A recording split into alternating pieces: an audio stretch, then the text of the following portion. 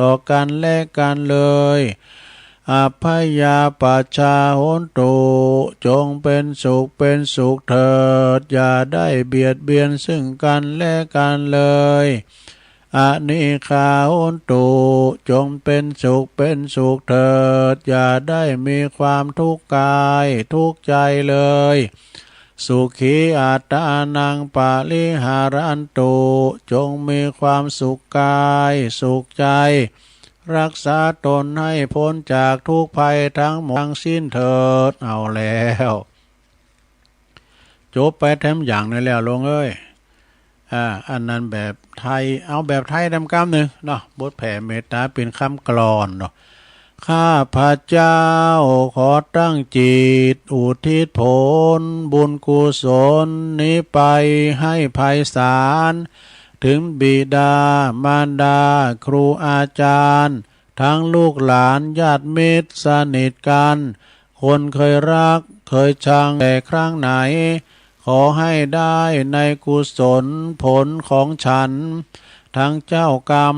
นายเวรเทพเทวัน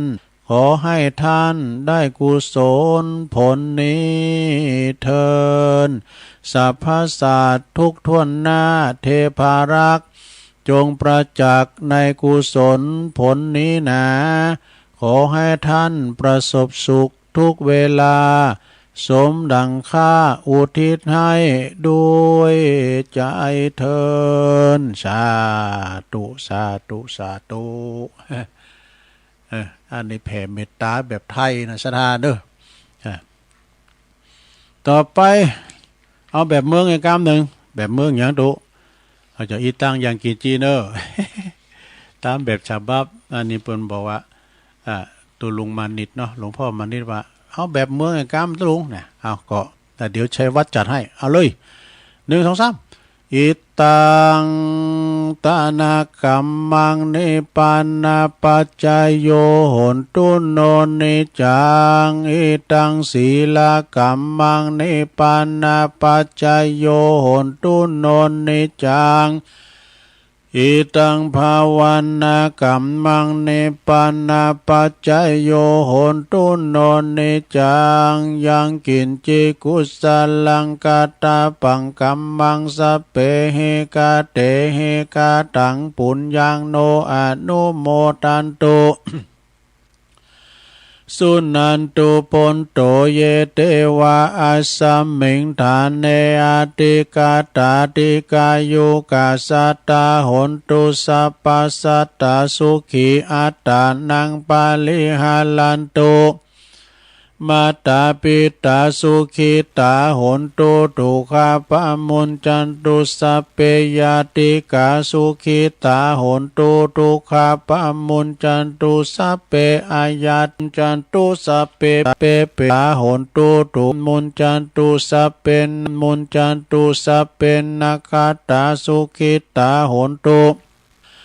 ทุกขปะมุญจาสุขิตาทุกขปะมุญจันตุสัพเพอาจาริยุปัจจยาสุขิตาหนตุทุกขปะมัมปาติโย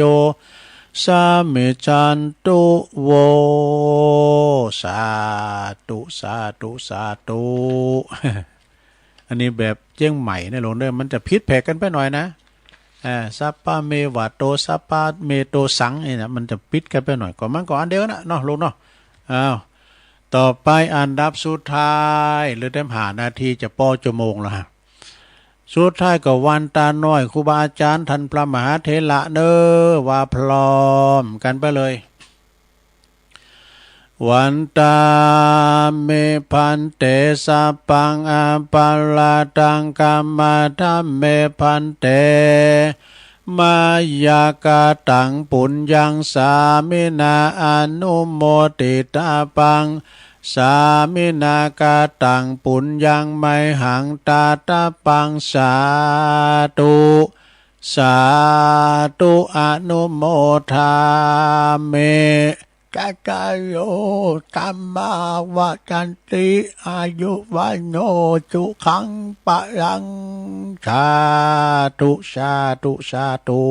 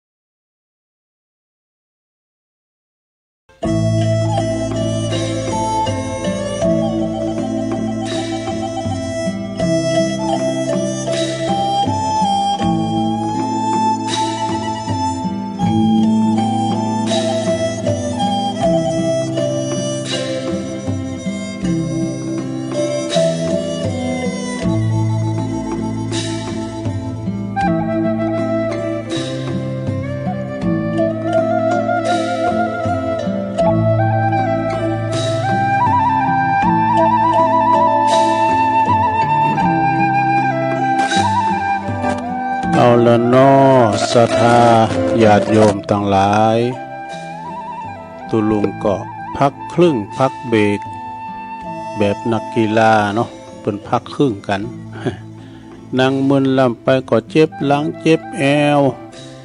ยกย้ายข่ายตีเดินไปเดินมาก็เป็นการยืดเส้นยืดสายทำธุระส่วนตัวแล้วก็มานั่งอู่กันต่อในชั่วโมงที่สองเนอะขณะนี้ตานต่างหลายก็กำลังฟังรายการสัพเพเหระปากิณกะขอนลุงไก่แจ้งรายการเสียงธรรมแสงทองดำเนินรายการโดยตุ้ลุงยองมาอูมาจากับปอกสถานในชั้นปีน้องในเวลานี้ก็ตี4:06 4:06 แล้วเนอศรัทธาญาติโยมต่างหลายตื่นกันขึ้นมาแล้วบ่ตื่นขึ้นมาลุกจากตีนอนกันมาแล้วบ่ลุกมาหนึ่งเข้าเป่าไฟเนอไก่คันแล้วสักบื้อตีนฟ้าจะยกวันนี้เป็นวันศีลเนอทำหุงหาอาหารทำสำหรับกับข้าวเป็นวันศีลเดินดับโดยศีลใหญ่ศีลโลงเนาะศรัทธาไปวัดไปวานะทำบุญสุนทานใส่บาตรญาติโปกันเป็นวิถีชีวิตของพี่น้องเจ้าปุถเฮานะซึ่งวันนี้ก็ครูบาอาจารย์พระสงฆ์องค์สังฆเจ้าเปิ้นก็จะได้ไปลงอุโบสถกันเนาะไปฟังสวดปาติโมกข์กันเด้อวันนี้ก็ตอนแรงคำบุตรตุลุงก็บ่ได้จัดรายการเนอะก็จะได้มอบไม้ถวายเวลาให้กับตุปีเนนปีเนนพระอาจารย์เน้นหลักปัญโยนันท์เปิ้นก็จะมาดำเนินรายการเต้นตุลุงในเวลา 18 นาฬิกาถึง 2 ทุ่มเนาะศรัทธาวันนี้ตุลุงก็มีภารกิจเหมือนกันนะ หลังจากตีชันเจ้าแล้วก็ไปลุงอุโบสถแรงมาประมาณ 16 นาฬิกา 4 โมงก็จะไปรวมงานช่วยงานปุ้นงานออกเมนประชุมเพลิงศพของหลวงปู่เฟือปวรธรรมโมวัดตุนพึ่งเนาะแล้วก็วันผูกเปิดจะประชุมเพลิงกันเนาะฉะนั้นวันนี้ก็ไม่ได้อยู่ตอนแรงมาก็ไปช่วยงานเนาะเอาละเนาะศรัทธาญาติโยมตอนนี้ไปตุลุงก็จะมีมรดกธรรมเนอะมันเปิ้งกับวันพระวันศีลวันนี้จะเตดมรดกธรรมเป็นธรรมมงคลวันนี้จะสืบชะตาเนอะศรัทธาเนอะสืบชะตาปอกศรัทธาตึงหลงตึงหลายนะในธรรมศาลากาลิวิจาสูตรนี่ตามปกติเมื่อก่อนเฮาก็ได้ฟังวันศุกร์ก้านะมื้อค่ำยามคืนหลวงพ่อท่านพระครูสุจิตานุรักษ์เปิ้นจะเตดเป็นประจำก้านี่ศาลากาลิวิจาสูตรก้าเป็นธรรมมงคลเนาะศรัทธาเป็นการสืบชะตาไปในโตเนอะศรัทธาเนอะสืบชะตาให้ศรัทธาญาติโยมอยู่ดีมีสุขอายุมั่นขวัญยืนมีโจกมีใจเนาะโรคภัยไข้เจ็บก็มันหอมมันหายไปโดยการที่ว่าจะสืบชะตาเตธรรมศาลาการิวิจาสูตรดังต่อไปนี้เนอะพ่อจานพ่อนันอายมาลาธนาธรรมกามนิพพานนังเยนากาลังละมังเยนากาสายังปันดิโตตังโนมากังอุติสิตุงธรรมามุตตมังปัจจังอาลาธานังกาโลมาฟังไปก็รับไปก่อนพินสังเนยโยมเนอะพอออกไม่ออกศรัทธาทั้งหลายสืบชะตาให้อยู่ดีมีสุขเนอะนะโมตัสสะภะคะวะโตอะระหะโตสัมมาสัมพุทธัสสะเอตังสุตังติมปามันตังภังกวาวิหาลาติกินจากุตังปะปะตังอาติลาทัง ลาจักกะหาอาสิสะทาโวดุลาสัพปุลิสะทั้งหลายสัทธาอันว่าสัพพัญญูปาพุทธเจ้าอยู่สาธิสัมลันในโดยคิดจะกูดอันมีที่จิมกายเมืองลานจากาหันนกรตีนั้นก็เทศนายังศาลากาลิวิจสูตรอันนี้แก่มหาอนันตาเถรเจ้าอันตาลงปัญญาที่โลกาครบทวนสองตีว่าดุลาอนันตาสัมภาวะหาพายาที่โลกาบ่อใดนั้นก็ยังมีแก่ท่านอันเจริญสัมภาวะหาพายาทิทุกขเวทนาบ่อใดนั้นก็ยังมีแก่ท่านอันเจริญรู้ว่าพยาติโลกาต่างหลายฝูงนั้นก็ก็หยุดหย่อนผ่อนลงเสียแก่ท่านอันเจริญโนอาติกามันติรู้ว่าพยาธิโลกาอันเป็นตุงกาเวทนานั้นก็ยังบ่หยุดหย่อนบ่ผ่อนลงเสียแก่ท่านอันเจริญรู้ว่าพยาธิโลกาแห่งท่านหากหยุดหย่อนผ่อนลงเสียแก่ท่านอันเจริญพระพุทธเจ้ากล่าวสันนี้แล้วโนอาติกรรมันติรู้ว่าพยาธิโลกาอันเป็นตุงกาเวทนานั้นก็ยังบ่หยุดหย่อนบ่ผ่อนลงเสียแก่ท่านอันเจริญรู้ว่าพยาธิโลกาอันนั้นยังหยุดหย่อนผ่อนลงเสียแก่ท่านอันเจริญพระพุทธเจ้ากล่าวสันนี้แล้วอาถรรพ์ในกาลนานมหาอนันตาเถรเจ้าจึงขับไว้สาพระพุทธเจ้าว่าพันเตภกวาคาเดสัพพัญญูพระพุทธเจ้า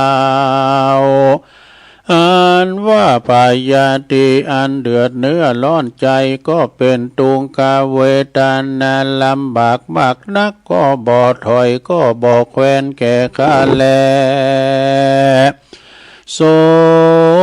อาปะโทอันว่าพยาธิอันนั้นก็ยังบ่หยุดหย่อนบ่ผ่อนลงเสียแก่ข้าแลขียาอาการอันจักหยุดหย่อนผ่อนลงเสียแห่งพยาธิอันนั้นก็บ่พากดหันมาสักหน่อยแลว่าอันมหาอนันตาเถรเจ้าไว้พระพุทธเจ้าสันนิหันแลอิมังธัมมะอิมังศาลากาลิวิจาสุตังพระพุทธเจ้าเก่าแก่มหาอนันตว่าดุลานันอนันตตวังอันละว่าท่านจงสรรนำจำจือไว้ยังศาลากาลิวิจาสูตรอันนี้เฮมันกุงเตออันตวังอันว่าท่านจงสวัสดิยายังศาลากาลิวิจาสูตรอันนี้อย่าได้ขาดสักวันเตอหิด้วยเมตเตแลอนันตโวโยตวังอ่านว่าท่านจงเรียนเอายังศาลากาลิวิจาสูตรอันนี้ให้เป็นคุณแก่ท่านเตอะในเมื่อท่านและจำไว้ดังอ่านเฮมันกุงมาดังอันก็จักเป็นปัญโยชนะมากนักแลกันว่าท่านสังวาสวัติยาย ยังสาลากาลิวิจสูตรอันนี้ไปใจก็จักปูนจากยังพยาธิโลกาและพยาอันสะดุงตกใจโกปอนางหัวปองสายยองเส้นขนลุกตุกเส้นเต้ดังอ่านต้านก็จักเมเตจะลิทธีผ่าเปขาศึกศัตรูทั้งมวลก็ด้วยอนุภาวาสาลากาลิวิจสูตรอันนี้จันแลจตุนังปาลิสานังภิกขุหินังภิกขุนีนังอุปาสกะอุปาสิกานังอาทายาสุขายาหิตายาอนันตสัมมาสัมพุทโธอิมังสาลากาลิวิจาสุตังเตสิตังดุลาอนันตาอันว่าสาลากาลิวิจาสูตรอันพระพุทธเจ้าทั้งหลายเตสานามาจุพระองค์อันเป็นกับโดยปัญโยจานะอันประเสริฐล้ำเลิศยิ่งนักเพื่อเป็นสุขเป็นประโยจานะเป็นบุญแก่เป็นบุญเป็นคุณแก่สัตว์ต่างหลายทั้งสี่จำพวกคือว่าภิกขุภิกขุณีอุปาสกะอุปาสิกาในภาวะนี้และในภาวะอันนานจักมาไปนาต่อเตาถึงนิพพานเจ้าอันบ่รู้แก่เท่าและตายนั้นแลวิปัสสาวิอาปัสสิอาปะอนันตสัมมาสัมพุทธัสสะสาลากาลิวิจาสุตังเตสิตอาภาสิตังอากากุสันทัสสะปิอนันตสัมมาสัมพุทธัสสะอิมังสาลากาลิวิจาสุตังโกนากามานัสสะปิอนันตสัมมาสัมพุทธัสสะอิมังธัมมาอิมังสาลากาลิวิจาสุตังภาสิตังมหายามาปิอนันตสัตตาลิมานาเอตลาหิสัมมาสัมพุทธัสสะอิมังสาลากาลิวิจาสุตังอนันโทราดุลาอนันตาเมนว่าพระพุทธเจ้าตนชื่อวิปัสสิอนาถลัตพยาสัพพัญญูอนาทัตนาทะลุยายาธรรมต่างมวลด้วยตนโดยดีเตียนย่อมเตสานายังสาลากาลิวิจสูตรอันนั้นนี้แก่ปาลิสัตต่างหลายทุกเมื่อเพื่อสังกาหาบ้านเมืองสังกาหาบ้านเมืองห่อเรือนเขาของเงินคำเขาเปลือกเขาสารงัวควายหมูหมาเป็ดไก่และคนต่างหลายเฮือใดป้นเสยยังอุปทาวะกังวลอนตั้งหลายตั้งมวลแลแม้นว่าพระพุทธเจ้าตนชื่อเวสสภูตนเป็นคู่แก่โลกอันทัดพาอันทัดรู้ยัง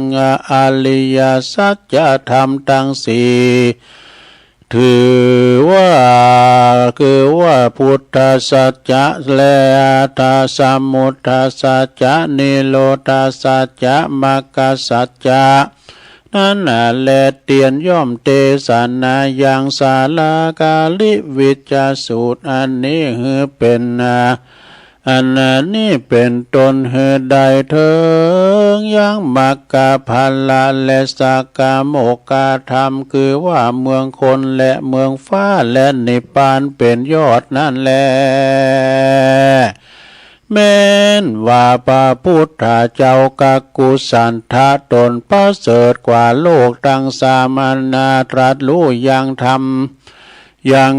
ธรรมต่างมวลโดยตนด้วยดีหาปุกกัลลาผู้จักมาเพียบเทียมบอดได้แลพระพุทธเจ้ากักกุสันทะตนนั่นเตียนย่อมเตสานา ยังศาลากาลิวิจาสูตรอันนี้และดุลาอานันตะแม้นว่าพระพุทธเจ้าโกณากามานะตนตรัสรู้ยังยยธรรมและจตุลาลิยสัจธรรมทั้งสี่ก็เตสนายังศาลากาลิวิจาสูตรอันนี้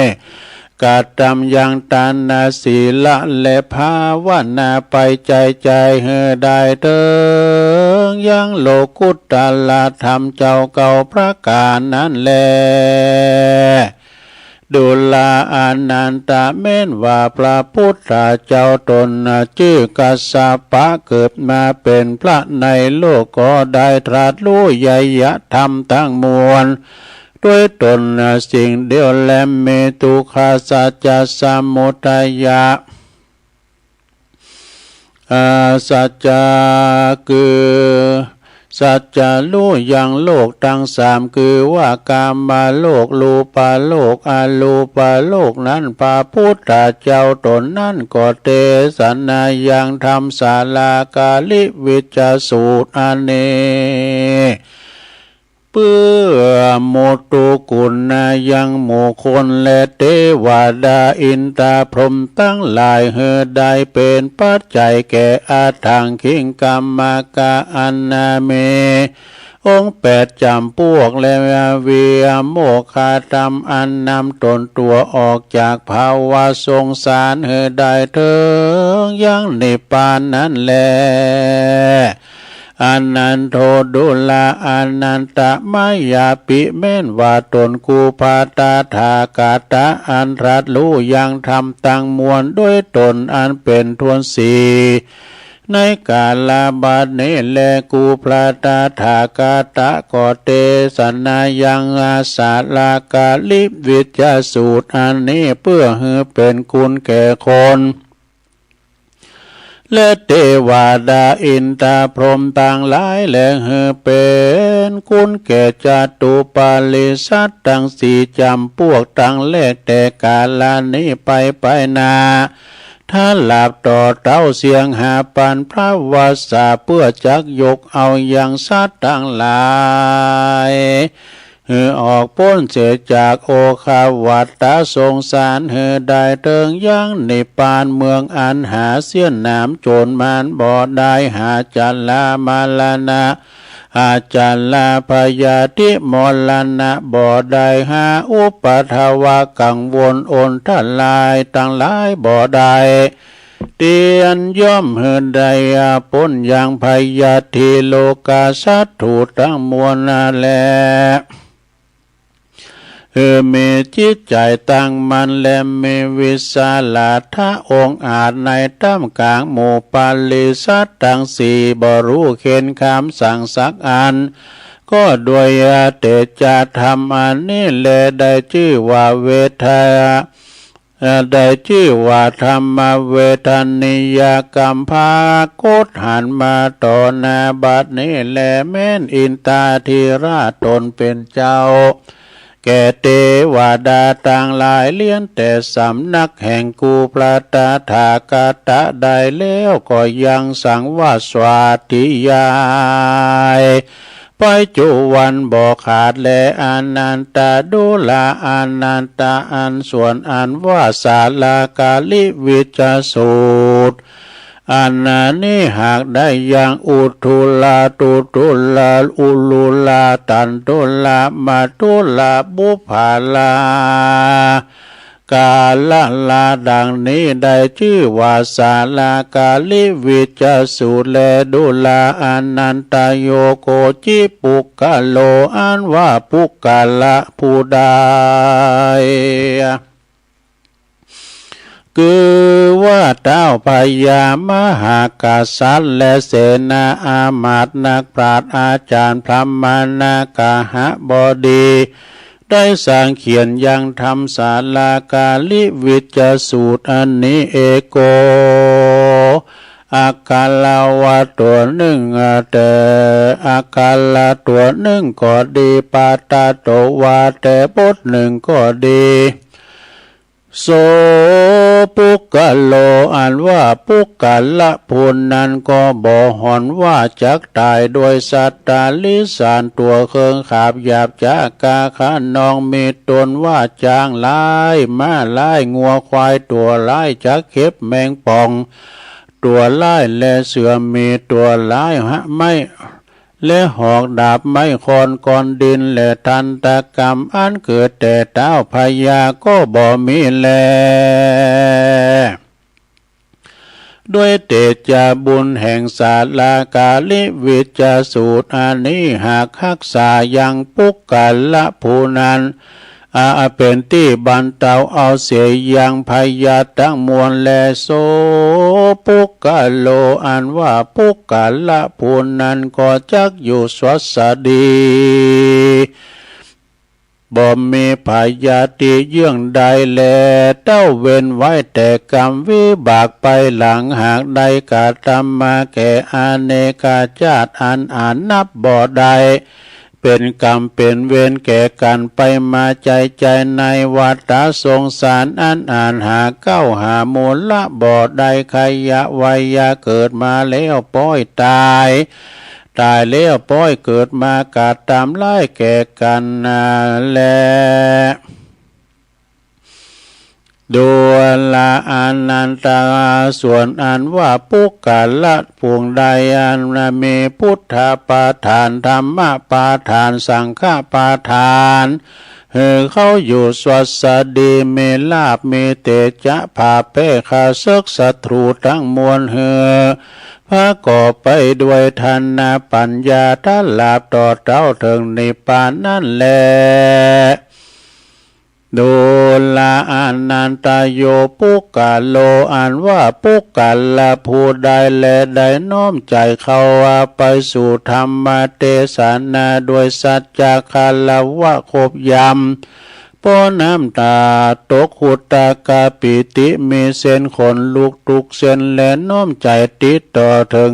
ธรรมเทศนาแห่งกูพระตถาคตอันนี้ในกาละเมื่อเทศนาก็ดีก็บ่มีใจสาตานยานกลัวแต่ตามกลางสมณพราหมณ์เจ้าก็มีแลเต้าพญาตังอันองอาจโดยวิสาลาทะอันแรงมากนักก็ด้วยสาเตจาสาลากาลิวิจาสูตรแห่งกูพระตถาคตหากรักษาอย่างปุกกะละพูนนั้นแลตุลาอนันตาภูใดตั้งเครื่องปูจาโดยสิ่งมีตนว่าเขาเปลือกเขาสารปาติดน้ำมันเขาตอกดอกไม้กันท่าของหอมต้นกล้วยต้นอ้อยจ้อน้อยตุงใจเบียหมากวัตถุเงินคำต่างลายต่างไว้สมมติฐานเฮือเจ้าปีคู่ตวนมีสินบริสุทธิ์เอายังทำศาลากาลิวิจาสูตรอันนี้ไปสืบจาตา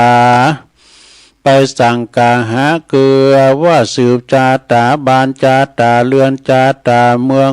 จาตาเงินคำไล่นาคำไม้เขจาตาทงเป็งทงควันสืบจาตาคนยิ่งใจและสืบจาตาเวียงและอาลามต่างลายตั้ง3 ปีทัดการยาฮือขาดสายเตออ่านว่าบ้านเมืองเรือนเวียงใหม่และอาลามต่างลายก็จักวุฒิจำเลินลุ่งเรืองมาโดยลัสธรรมคำสอนแห่งครูพระตถาคตบ่อยาจะและนา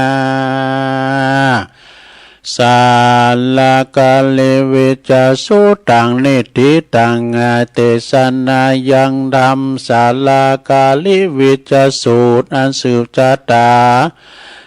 บานจองห่อเฮือนปุกละยิงใจต่างหลายกล่าวด้วยอันแควบอันยอก็บางกมสมเรสเดชแล้วเท่านี้ก่อนแลสาธุสาธุสาธุจบลงไปศรัทธาญาติโยมต่างหลายทำสืบจัตตา ทำสืบชาตานี่ก็คือทำศาลาคาลิวิจสูตรเนาะศรัทธาญาติโยม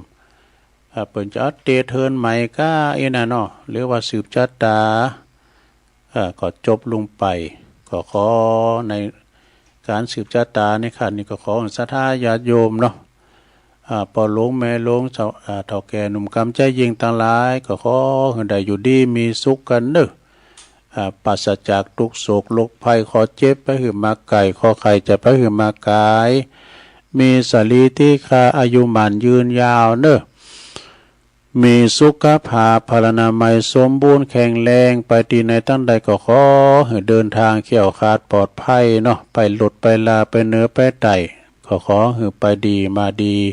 คนเฒ่าคนแก่เฮาก็ขอให้ปิ้นลมโพลมใสของลูกของหลานกันต่อไปนะแล้วต่อไปหับปอนก่อนเด้อปอนเอาปอนทำศาลากาลิวิจาสูตรก่อนเด้อหมดใส่ไว้อย่าปราศจากความทุกข์ไหลเข็นใจทุกโศกโรคภัยมีพละกำลังเปียงดังจ้างไปศาลเนาะสัพปิติโยวิวัจจันตุสัพพะโลโกวินาศตุมาเตภวัตวันตะลายโยสุขีติคายุโกภวะอภิวาตานาสีลิสานิจังวุธาปัจจายโนจัตตาโลธรรมาวัฏันติอายุวันโนสุขังปะลังเนี่ยก็มาลุงโดยสัพพิติโยเนี่ยเนาะศรัทธาญาติโยมเนาะปอนโวหารจะหำไปถึงไหนเนาะปืนฝ่าพญานาค16จันฝ่า15จันดินก็ลุงโดยยะถาสัพพิเนี่ยเด้อครูบาเจ้าสลีวิจัยโยนี่เปิ้นว่าเปิ้นนั้นเปิ้นปันป้อนกับยะถาสัพปีเด้อบ่ศรัทธาปันป้อนกับยะถาสัพปีอันนั้นก็ศรัทธาญาติโยมเอาป้อนไปแล้วอยู่ดีมีสุขมีแฮมหน่อยนึงก็จะเอาสาดดกมาเหล่ากันเด้อเรือนจำนี่เปิ้นก็ว่าให้มันคล้องจองเป็นความสุภาพถ้าว่าธรรมดาเพื่อกับว่าคุกตารางเนาะตารางดวงใจเรือนจำนี่ก็คือเป็นตีมันขังขอกขังคุ้นกายนะศรัทธาญาติโยมเปิ้นก็บอกว่าดำเนินตามคัมภีร์พระธรรมบทว่าพระบรมศาสดาของเฮาเนี่ยเปิ้นประทับอยู่ที่วัดพระเชตวันทรงปราลบเรือนจำนี่จึงตรัสพระคาถาว่านัตตังทะละหังเป็นต้นเนาะเพิ่นก็แปลว่ากิเลสตัณหาปิ้นเคืองจองจำนะกิเลสตัณหาทั้งหลายปิ้นเคืองจองจำอันมีพลังยิ่งกว่าเคืองจำอันอื่นได้ดังนี้นะเพิ่นมีเรื่องมีอยู่ว่ามีอยู่เจ้าวันหนึ่งเนาะพระภิกษุทั้งหลายพระมหานว่า30 องค์เข้าไปปิณฑบาตในเมืองสาวัตถีเนอะผ่านไปถึงหน้าเรือนจำพระภิกษุทั้งหลายก็แลมองหันโภกนักโทษที่เปิ้นจำด้วนเป็นจำนวนหนักถูกย่องจำโดยคือฆ่านี่เป็นจะฮือบ่เนาะโดยสัวโดยตรวนต่างๆอันแสนทรมานเมื่อกลับมาถึงวัดทำภัตกิจเรียบร้อยจึงปากันเข้าไปเฝ้าถวายอภิวาทพระบรมศาสดานะ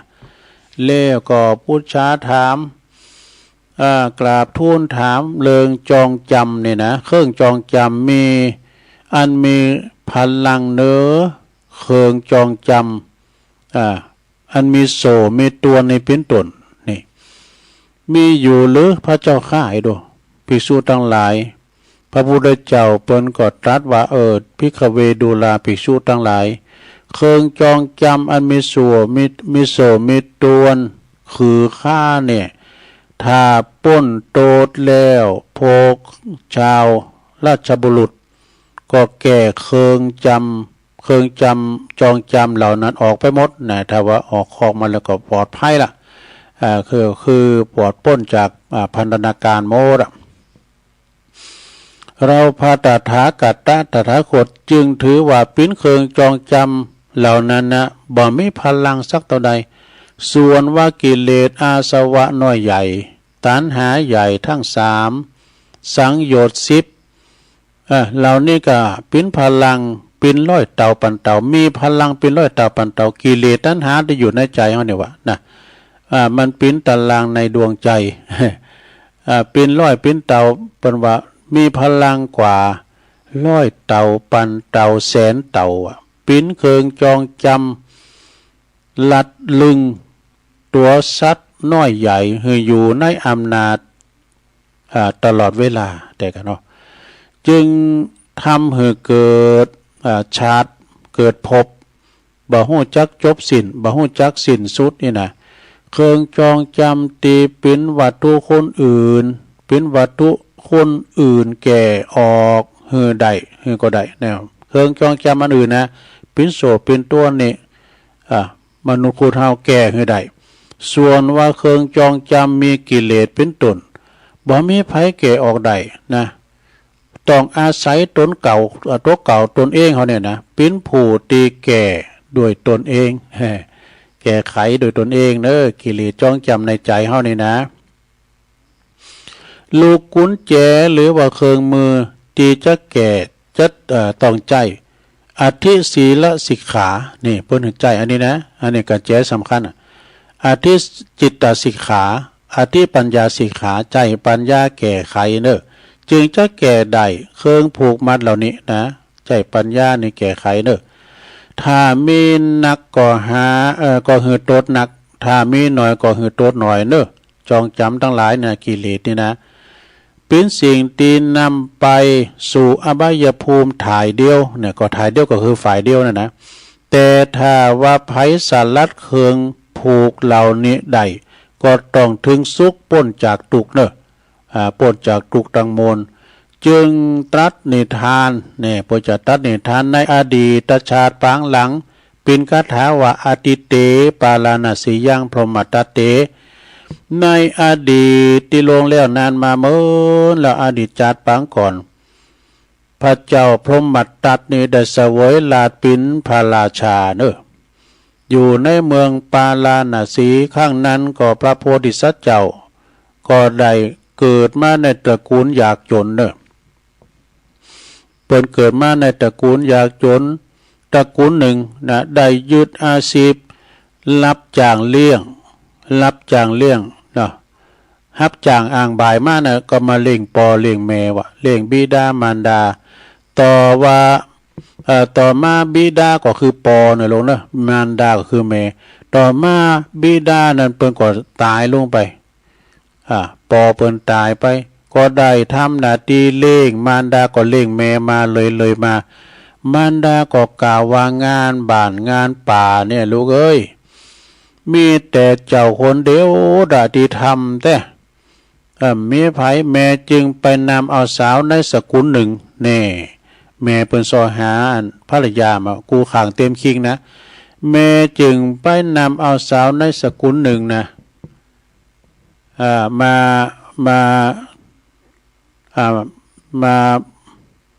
าเป็นภรรยานะมาเป็นภรรยาปานนั้นต่อใดแม่ก็ตายไปนะบอกนะเมื่อว่าโพธิสัตว์เจ้าจึงว่ากล่าวกับภรรยากูขังเต็มคิงว่าเจ้าจงหับจางกินตันไปเถอะเนอะส่วนเฮานี่จะไปบวชแล้วนี่จะออกบวชภรรยาก็กล่าวว่าเดี๋ยวเกินพี่เจ้าเอ้ยบ่เดี๋ยวนี้นะข้าเจ้านี่กำลังตั้งครรภ์มารลูกอยู่นะขอให้ลูกเขาเกิดมาพอหน้าพอตาลูกก้อยบวชเนาะเมื่อคลอดมาเกิดมาแล้วก็ขอให้รอลูกอย่านุ่มกับนอกไปนะแต่อย่านุ่มแล้วขวานอันหายขอให้ลูกเขาเตียวเดินไปเดินมาก่อนแล้วก็ไปบวชหน่อยนะบ่อนนานก็ตั้งท้องคุณที่สองเกิดมาลูกที่สองนะบอกนะก็กล่าวทำนองเดียวกันว่าพระโพธิสัตว์เจ้าก็จึงเกิดว่าถ้าอย่างนี้บ่มีที่สิ้นสุดเลยนะจึงตัดสินใจจากบ้านจากเฮือนไปหนีไปบวชหนีไปในเวลากลางคืนดูหนีไปเวลากลางคืนจึงถูกนายทวารนะ นายประตูเมืองเนี่ยจับไว้ขังไว้ตีประตูเมืองว่ะเนี่ยเพราะเราไปในยามวิการพิขโมยก็เนี่ยเนาะพระโพธิสัตว์เจ้าก็แสดงตนตามความเป็นจริงว่าข้าพเจ้านี่รับจ้างเลี้ยงปิตามารดาเนอะนายทวารหู้คำหู้ปากคำสอบปากคำแล้วว่าเปิ้นมีพิษเนี่ยก็เลยปล่อยไปพระโพธิสัตว์เจ้าก็เตียวไปคนเดียวมีหมูเนอะเตียวไปกลางคืนบรรลุถึงป่าหิมพานต์ได้บวชเป็นพระฤาษีดาบทเนอะบำเพ็ญเพียรจนได้อภิญญาสมาบัติมีความภูมิใจอยู่กับฌานเนอะเมื่อพระโพธิสัตว์เจ้าเฮานี้เป็นดาบทอาศัยอยู่ที่ป่าหิมพานต์อยู่ปินที่อยู่นะจึงกล่าวว่าเครื่องผูกคือบุตรภริยาทรัพย์สมบัติต่างๆเป็นเครื่องผูกที่แก่ได้ยากเนอะนี่แก่ได้ยากก็จะไม่มีลูก2คนได้แก่ออกได้ด้วยบัดนี้เฮาก็ได้พ้นแล้วนะได้แก่ได้แล้วเมื่อจบพระธรรมเทศนาหลวงบุคคลอันปินอันมาก็บรรลุโสดาปัตติผลจบเรื่องจองจำเพียงเท่านี้เอวังก็มีด้วยประการฉนีเพิ่นเขียนไว้นะเนาะก็จบลงไปสทาชาดกก่อมมาเล่าสู่จูกันฟังเครื่องพันธนากรรมจองจำนะเครื่องจองจำต่างๆนี่มันมีอิทธิฤทธิ์อิทธิพลนะสทาติดของโยหูวันออกว่าเป็นว่านะ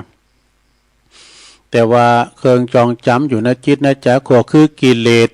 ตัณหาสามเหงานะเนาะสลัดได้ยากนะสลัดได้ยากการห้ำปรุงว่างปล่อยว่างแต่เนี่ยเขาก็บ่ได้เนาะฉะนั้นก็เป็นนิทานธรรมสะท่าได้ฟังกันเนาะเดี๋ยวกันตุลงจะประกาศข่าวสารงานบุญสักหน่อยกันครูบาอาจารย์ก่อนเวลาก็โวยแต่พอไปปวดโทเวลาก็โวยก็ขอเชิญศรัทธาญาติโยมเนาะ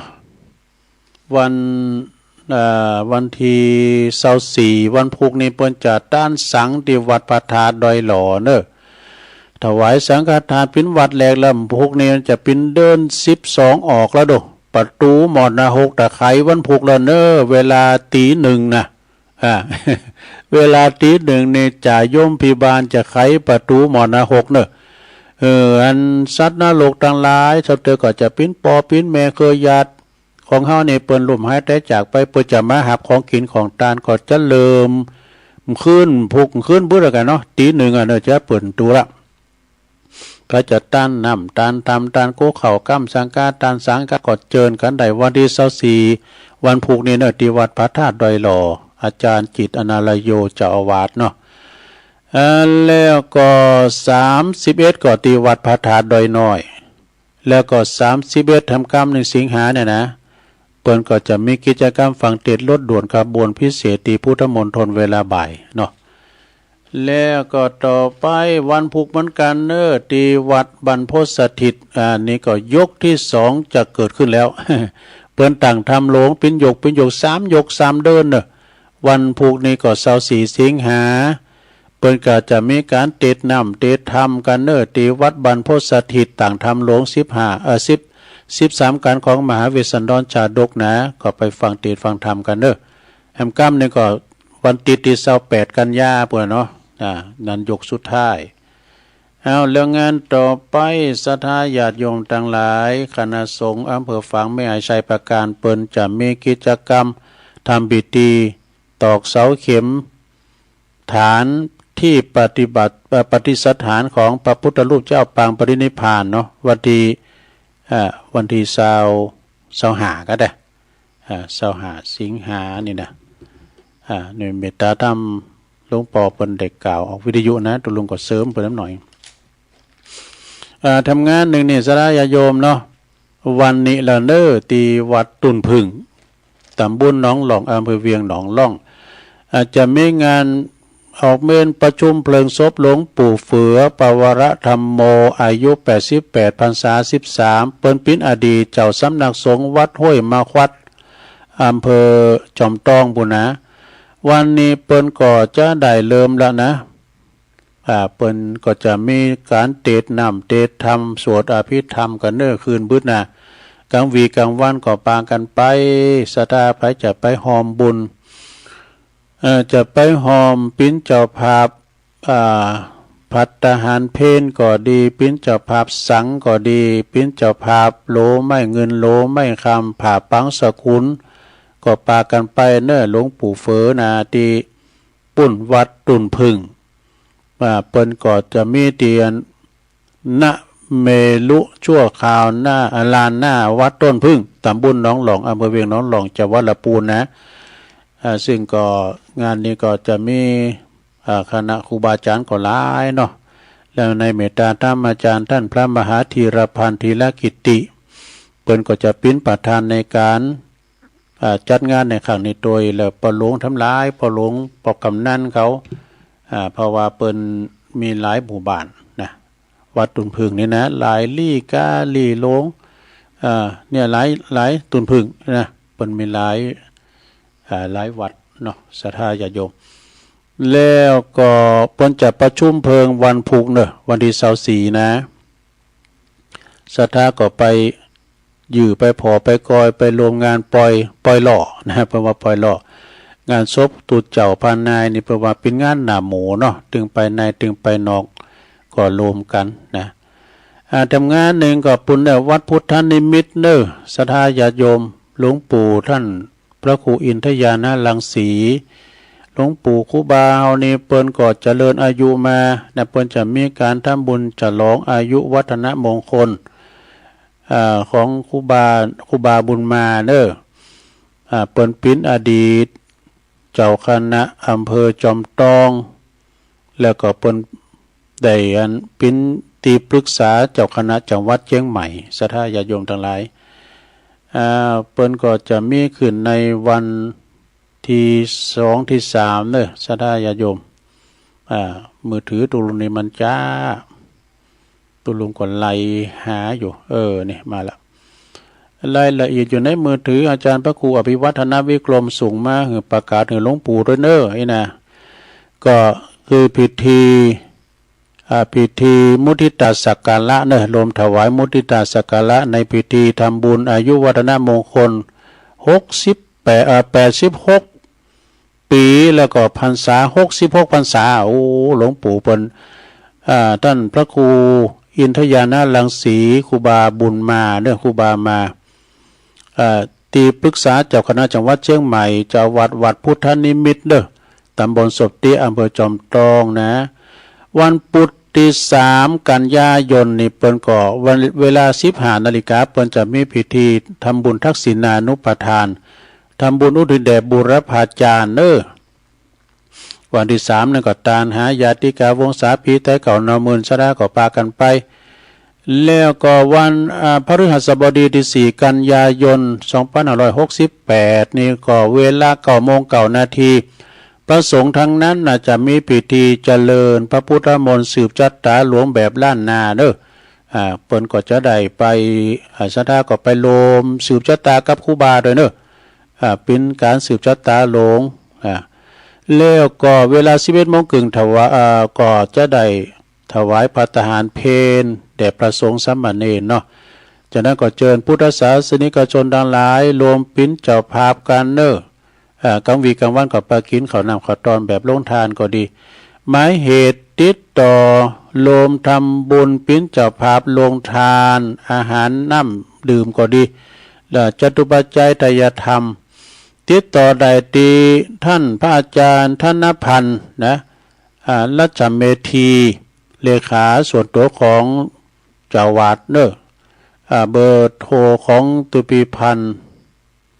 เปิ้นก็0803725565เนอะ0800325565อันนี้เป็นและจื่อและนามของเป็นเบอร์โทรของตุปีพันธ์ก็โทรไปเด้อเอาละศรัทธาตอนนี้ไปตุลุงก็จะได้ตักตังลายก่อนเนาะศรัทธาเนาะตักตังลายก่อนซึ่งก็มีแม่หลวงสายฝนจันกุลณโตเปิ้นตักลายมาตั้งแต่ตี 2มาแล้วดูตี 2:42นะ ม่หลวงสายฝนพี่น้องไหลปิ้งน้องผาขาวโยมโดยน้อยพัฒนาตำบลหนองหานอำเภอสันทรายก็ตักมาเนาะบรรจงกันทวงศ์พี่น้องนำดิบเนอไหวสาธุลุงฟังอยู่สาธุครับนี่นะแล้วก็โยมยุพินหอมมาลาปีน้อยฟังจากแม่โยกชัดเจนดีนะวังวัดฝายหินปรริญญาเอกวัดลาดเมตตาบารมีธรรมอาจารย์ท่านพระมหาประสิทธิ์ธรรมาภินันโทเจ้าวัดจ้างกำไวสานะครับท่านอาจารย์มหานะครับเนาะ